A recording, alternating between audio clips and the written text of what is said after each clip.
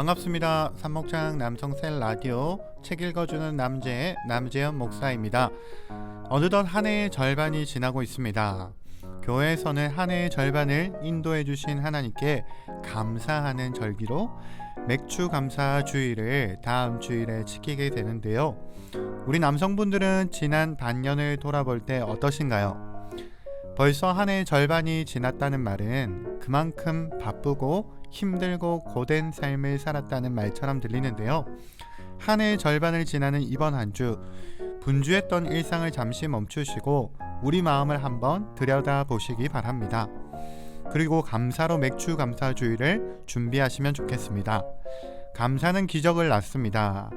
저는 지금까지 가정 예배를 드리면서 아내와 매주 5가지의 감사 제목을 나누게 되는데요.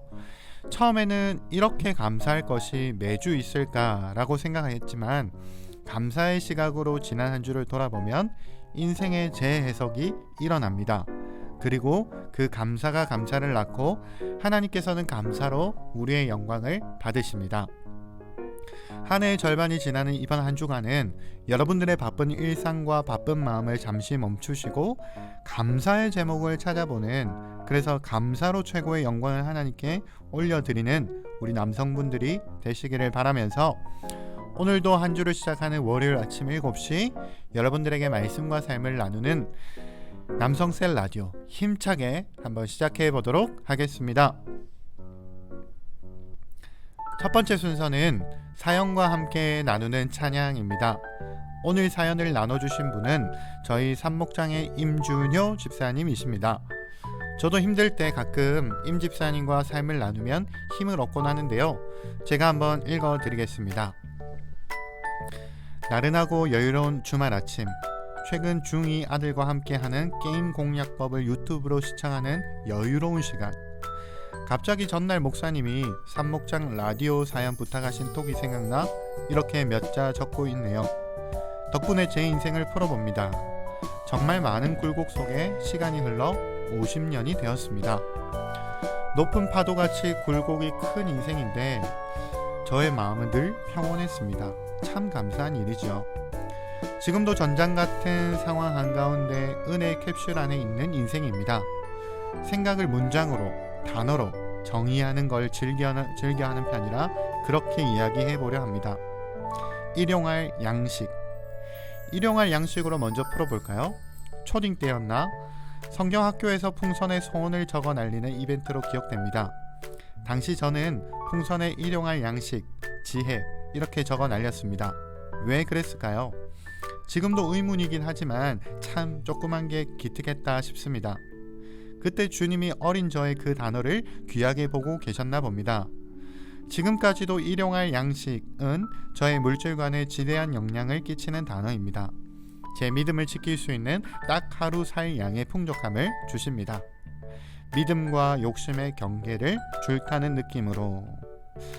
결국은 은혜의 삶입니다. 눈치에서 공감으로, 공감에서 극률함으로. 첫째 아이 훈육할 때 눈치라는 단어로 참 많이도 아이를 괴롭혔습니다. 훈육이라는 단어만 나오면 참 아이한테 미안한데 그게 뭐라고 그렇게 혼을 냈는지, 타인에 대한 저의 태도에 대해 보여주는 부끄러운 단면입니다. 당시에는 사회에서 살아남기 위해 타인의 나에 대한 평가가 중요하다 생각했던 것 같습니다. 그 눈치에 주님의 복음이 더해지니 공감이라는 단어로 바뀌었습니다. 내가 살기 위해 타인을 살피던 감각이 공감으로 변화되었습니다.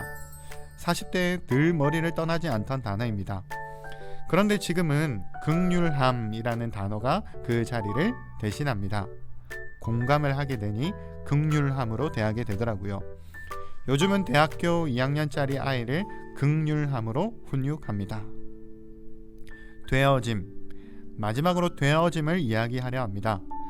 짧게 지난 1년간의 삶을 나누려 합니다. 힘든 일은 한꺼번에 온다고 하죠.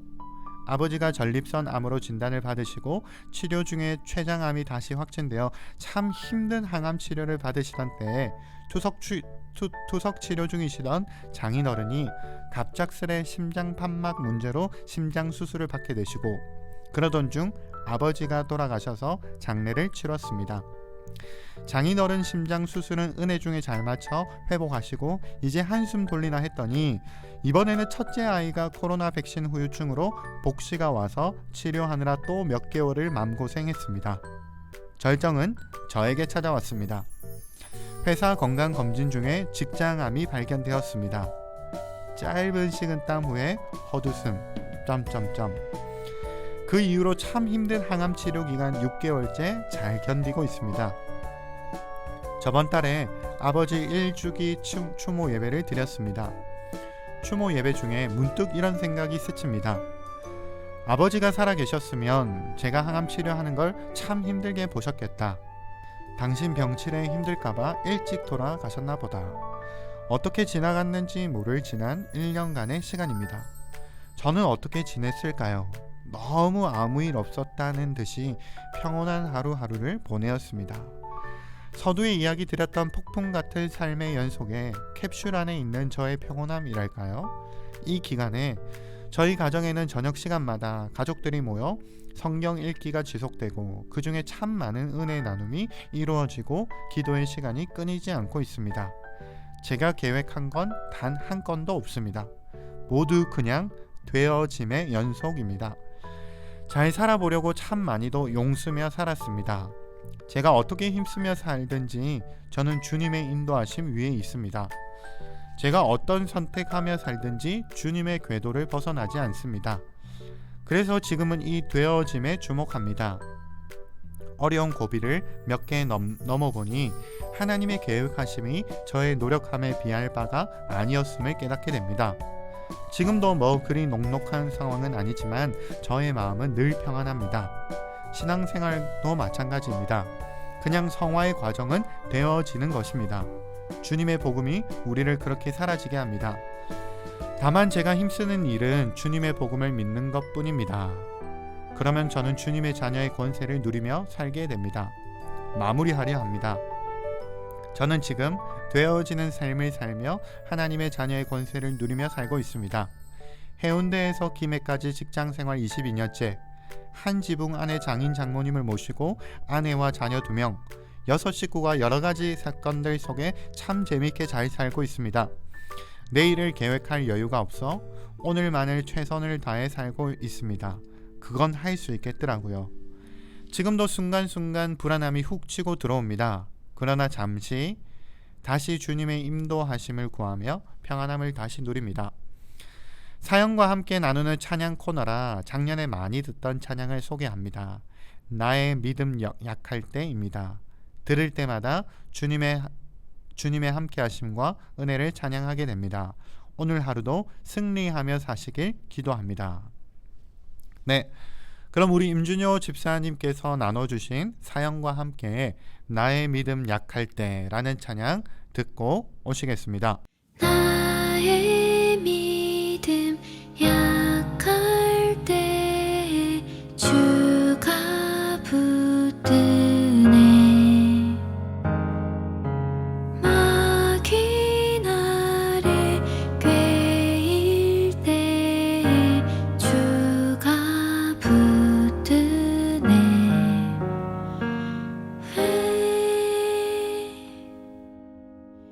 나를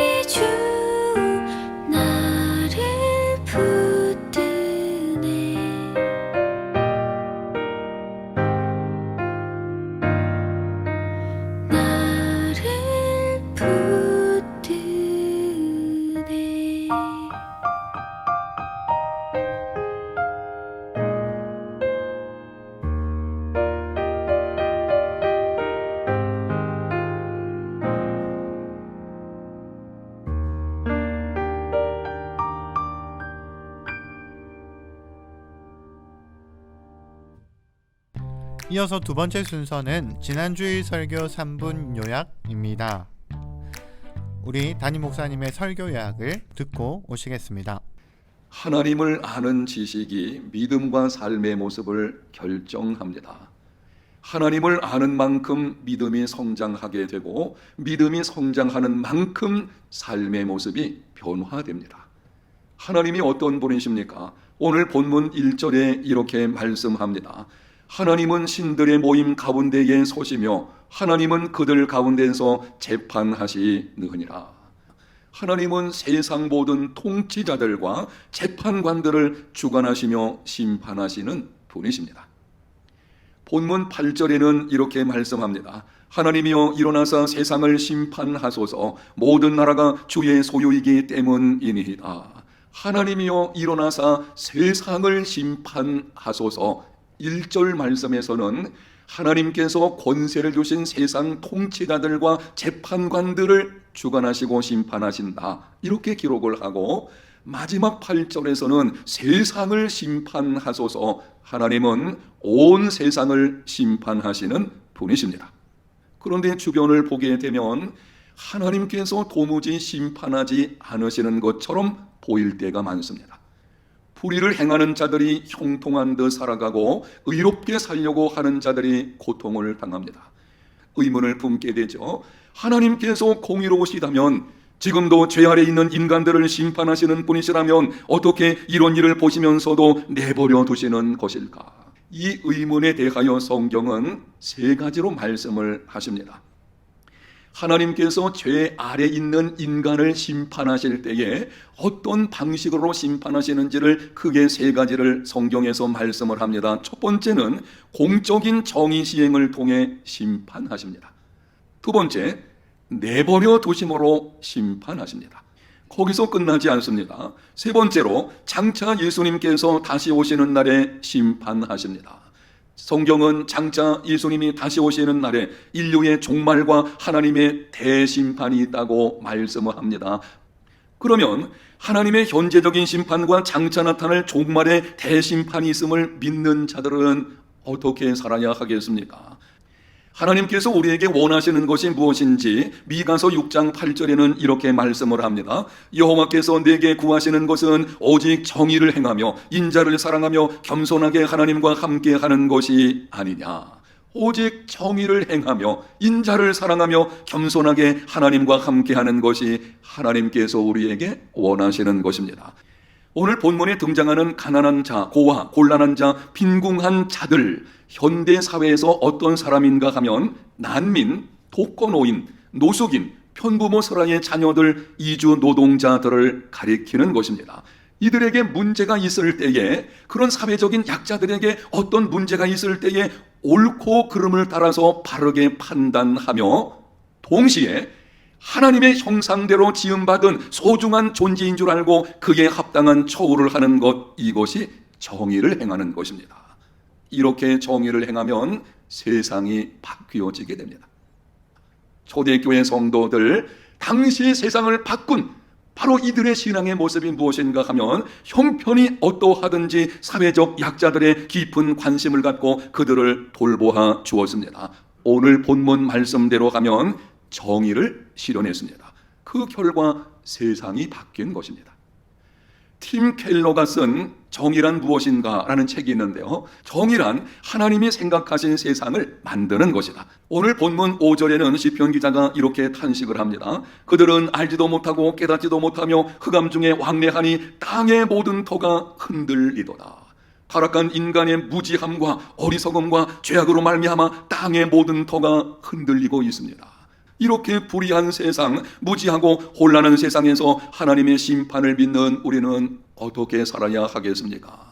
세상과 혼합되지 않는 믿음의 삶이 되어야 합니다. 성경적인 가치관을 따라 살아야 합니다. 그리고 사회적인 약자들을 적극적으로 보살피는 정의 실현을 힘써야 합니다. 오늘 내게 주어진 삶의 현장에서 정의를 행함으로 말미암아 세상을 바꾸는 사람, 하나님이 생각하신 세상을 만들어가는 사람, 저와 여러분 모두가 다 되시기를 예수님 이름으로 축복합니다. 아멘. 이제 생명의 말씀이 우리에게 주어졌으니 한 주간 동안 이 말씀을 적용할 두 가지 적용 질문 드리겠습니다. 첫 번째 적용 질문입니다. 오늘 말씀에서 하나님은 통치자와 재판관들 뿐만 아니라 온 세상을 심판하시는 분이다 라고 이렇게 말씀하고 있습니다. 하나님은 장차 종말에 심판하시고 현재도 공적인 정의와 내버려 두심으로 심판하고 계십니다. 나는 하나님의 심판을 믿고 있나요? 지금 나에게 일어나고 있는 일들에 대해 하나님의 심판을 전제해 봅시다. 두 번째 적용 질문입니다. 오늘 온 세상을 심판하시는 하나님께서 우리에게 구하는 것은 오직 정의를 행하며입니다. 정의는 하나님이 생각하신 세상을 만드는 것, 즉 가난하고 궁핍한 자를 돌보는 것입니다. 지금 내게 주어진 환경 속에서 나는 어떻게 정의를 실현하며 살 수 있을까요?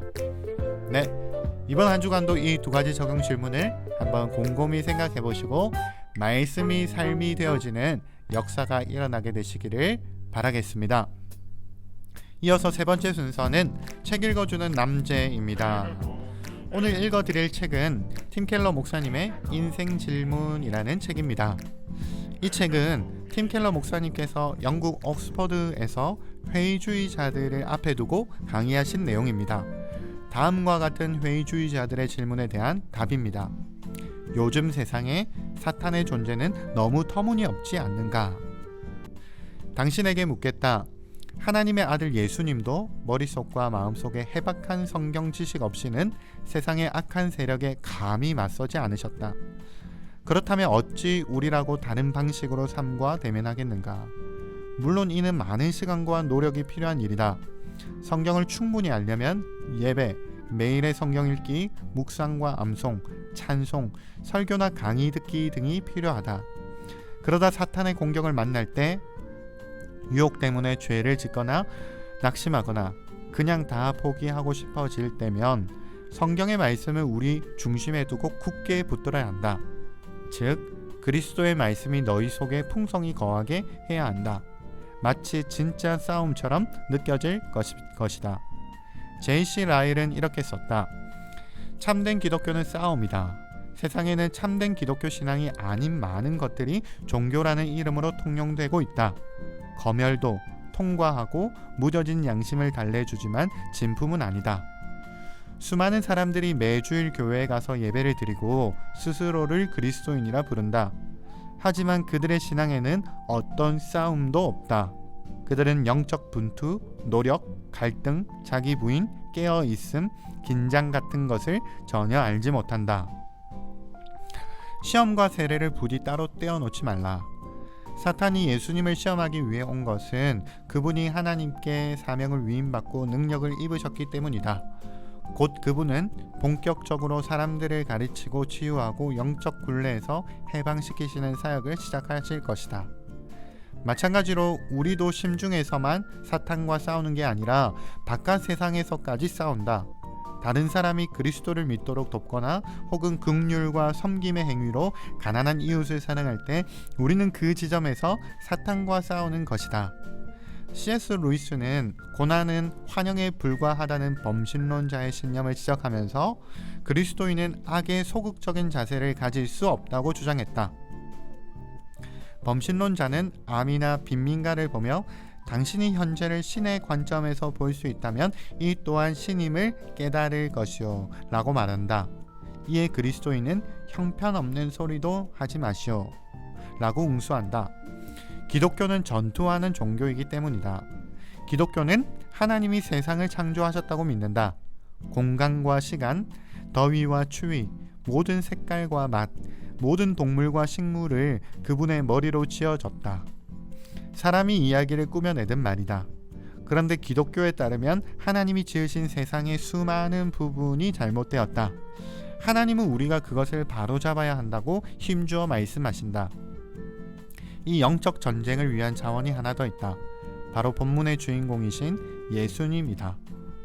히브리서 4장 14절에 보면 예수님은 우리의 위대한 대제사장이시다. 제사장들이 조언하시며 치유하였듯이 예수님도 능히 우리의 연약함을 동정하시며 긍휼하심 것과 때를 따라 돕는 은혜를 베푸신다. 왜 그럴까? 그분은 모든 일에 우리와 똑같이 시험을 받으신 이로되 죄가 없으시기 때문이다. 그분은 인간으로서 모든 것을 겪어보셨기에 곁에서 우리를 도와 안팎의 악의 현실에 직면하여 싸우도록 도우신다. 그러므로 우리는 마음속에서 사탄의 거짓말과 싸우고 세상에서 사탄의 활동과 싸울 때 우리는 주님의 말씀뿐만 아니라 말씀의 주님께도 의지해야 한다. 우리에게는 완벽한 성경만 주어진 것이 아니다. 예수님께서 우리와 함께 하신다. 그분은 우리가 상상할 수도 없는 치열한 불같은 시험을 통과하셨다. 우리의 구원을 위해 행하신 일이었다. 깊은 공감과 애정어린 능력으로 무장했으니 이제 우리도 예수님 곁에서 이 모든 것을 헤쳐나갈 수 있다. 네, 정말로 우리 삼목장 모든 남성분들이 이번 한 주간의 삶도 영적 전쟁 가운데서 승리하시기를 바랍니다. C.S. 루이스가 쓴 스크루테이프의 편지, 악마가 악마에게 쓴 편지를 보면 사탄이 원하는 것은 우리를 넘어뜨리는 것이라기보다 영적인 세계가 있다는 것에 대해 무지하고 무감각하게 만드는 것이라고 했습니다. 우리 삼목장의 남성분들은 이 영적 전쟁에서 강한 용사가 되시기를 바랍니다. 말씀과 우리와 함께 하시는 예수님과 동행함으로 이번 한 주간도 정말로 승리하시는 한 주간이 되시기를 축복합니다. 그럼 마지막으로 우리 삼목장 남성분들의 이번 한 주간의 직장과 사업터의 생활을 위해서 기도하고 마치도록 하겠습니다. 사랑의 하나님, 아굴의 기도를 배우게 하소서. 재물 얻을 능력을 주시는 하나님, 제가 일하면서 돈을 벌 수 있음으로 인해 감사합니다. 세상 모든 사람에게 민감한 돈 문제에 대해 잠언 기자 아굴의 기도를 통해 배우기를 원합니다. 헛된 것과 거짓말을 내게서 멀리하옵시며 나를 가난하게도 마옵시고 부하게도 마옵시고 오직 필요한 양식으로 나를 먹이시옵소서. 혹 내가 배불러서 하나님을 모른다 여호와가 누구냐 할까 하오며 혹 내가 가난하여 도둑질하고 내 하나님의 이름을 욕되게 할까 두려워함이니이다. 일을 하다 보면 돈을 좀 더 벌고 손해를 좀 덜 보려는 헛된 욕심 때문에 거짓말을 하곤 합니다. 욕심으로 인한 거짓말과 거짓 행동을 용서해 주소서. 아굴을 따라 거짓말하지 않는 법을 배우기 원합니다. 오직 필요한 양식으로만 먹여달라는 기도가 저의 기도가 되기를 원합니다. 재물 얻을 능력을 주시는 하나님께 부자가 될 수 있게 해달라고 기도할 수 있으나 필요한 만큼만 허락해 달라는 기도가 저의 믿음이 되게 하여 주시옵소서. 제 자신을 잊을 정도로 부유하게 하지 마옵소서. 부자가 되는 것이 언제나 축복은 아닌 것을 압니다. 줄일 정도로 가난하게도 하지 마시고 하나님께 영광을 돌리는 삶을 위해 제게 필요한 양식으로 먹여 주시옵소서. 꿈도 없고 목표도 없는 재정생활을 하지 않겠습니다. 비천에 처할 줄도 알고 풍부에 처할 줄 알라며 자족의 비결을 가르쳤던 사도 바울의 교훈을 배우게 하옵소서. 제가 모든 것을 할 수 있게 하시는 분, 제게 능력 주시는 분, 예수님의 이름으로 간절히 기도합니다. 아멘.